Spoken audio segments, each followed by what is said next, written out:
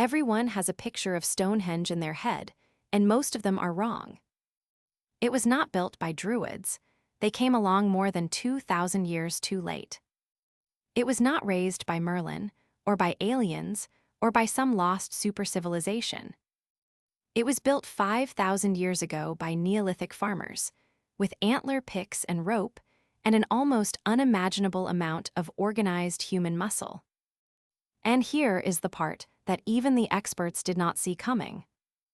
In 2024, a team testing the monument's largest fallen slab, the so-called altar stone, discovered it had been brought to that chalk plain in southern England all the way from the far north of Scotland. At least 750 kilometers away, the longest journey any stone is known to have made in all of Neolithic Europe. So forget the wizards. The real Stonehenge is a stranger story, a single circle assembled from the opposite ends of an island. What is it really, and what do we still not understand? Start with what is actually there, because Stonehenge was not built in a day or even a century. It grew over more than 1,000 years. Around 3000 BC, the first monument was not stone at all but earth. A great circular ditch and bank, dug with antler tools, ringed by 56 pits we call the Aubrey holes, which held timber posts or early standing stones, and which were used from the very beginning to bury the cremated dead. Then, around 2500 BC, came the Stonehenge everyone pictures. The builders raised the colossal sarsens, the giant uprights and lintels weighing up to 25 tons each, and locked the lintels on top with joints borrowed from woodworking, mortise, and tenon, so the stones could never slip. Shaping a single sarsen smooth with nothing but stone hammers could take a team months, dragging one to the site, tipping it upright into its pit, and then raising a lintel into the air on top of it demanded the coordinated effort of hundreds of people. The smaller bluestones were arranged inside the giants.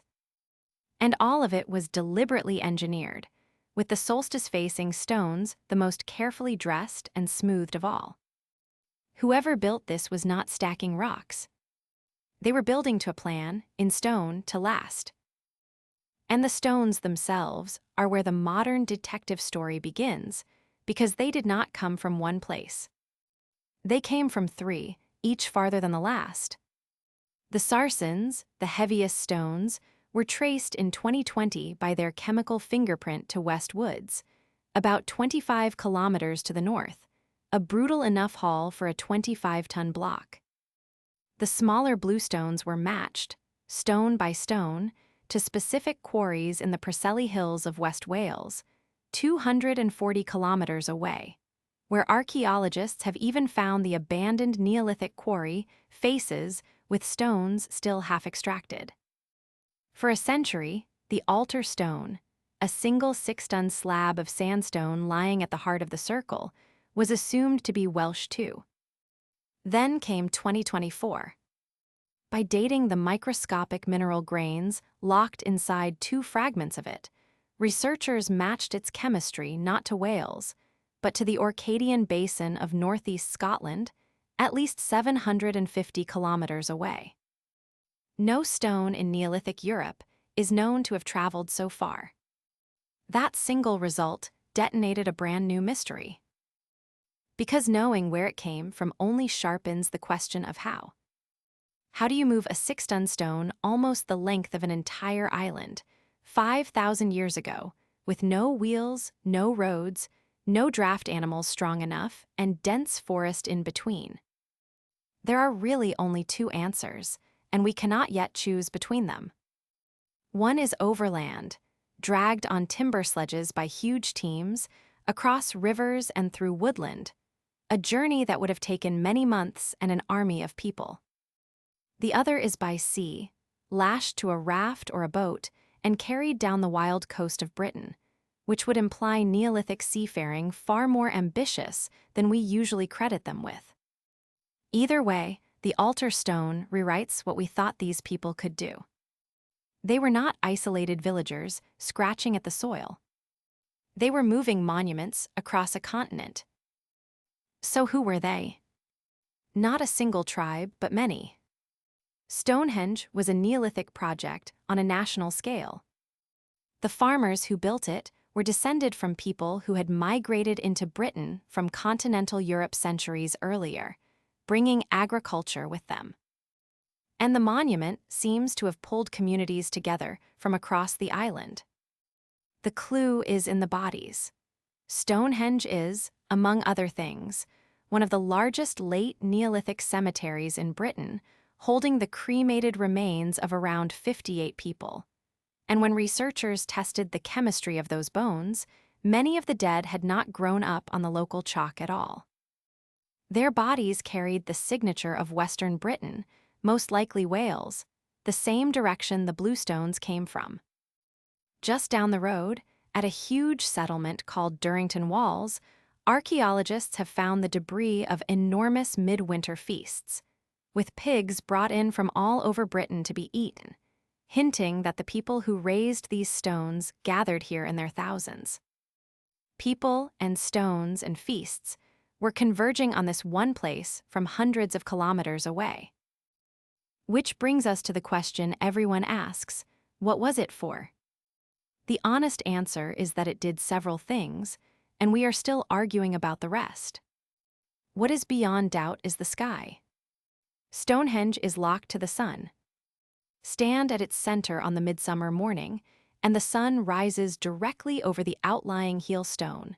Turn around at midwinter, and it sets along the very same axis. The stones framing that line are the most precisely shaped in the entire monument, so the alignment was clearly deliberate and central to its meaning. Beyond that, the theories multiply. It was a cemetery, that much the bones confirm. Some argue it was a place of healing, a destination for Neolithic pilgrims. In 2022, one archaeologist proposed it functioned as a giant solar calendar of 365 and a quarter days, though most specialists consider that reading a stretch and have pushed back on it firmly. The likeliest truth is the least tidy one, that across the long life of the monument, Stonehenge was a temple, a calendar, a graveyard, and a gathering place all at once, and its meaning shifted over the 1,000 years it was in use. This is where the famous legends crowd in, so let us be clear about them. The Druids did not build Stonehenge. The Druids were Iron Age priests who lived more than 2,000 years after the last great stones were raised. And the popular link between them and the monument is a romantic mistake barely 3 centuries old. Merlin did not conjure it over from Ireland, charming as that medieval tale is. And it was not aliens or a vanished advanced race. We know this not by faith, but by evidence. The quarry faces with the stones still half-cut, the antler picks left in the ditch and radiocarbon dated to exactly the right millennium, the cremated builders lying in the ground. Everything points the same way. Stonehenge is astonishing precisely because ordinary people made it. People with no metal, no writing, and no wheel, who nonetheless organized themselves across an entire island to raise it. So what remains genuinely open? More than you would expect for the most studied prehistoric monument on Earth. We can now name the very hillsides that each kind of stone came from, and yet we still cannot say for certain how the Scottish slab made its impossible journey, or exactly why a people would drag stone from the top of Britain to the bottom to complete a single circle.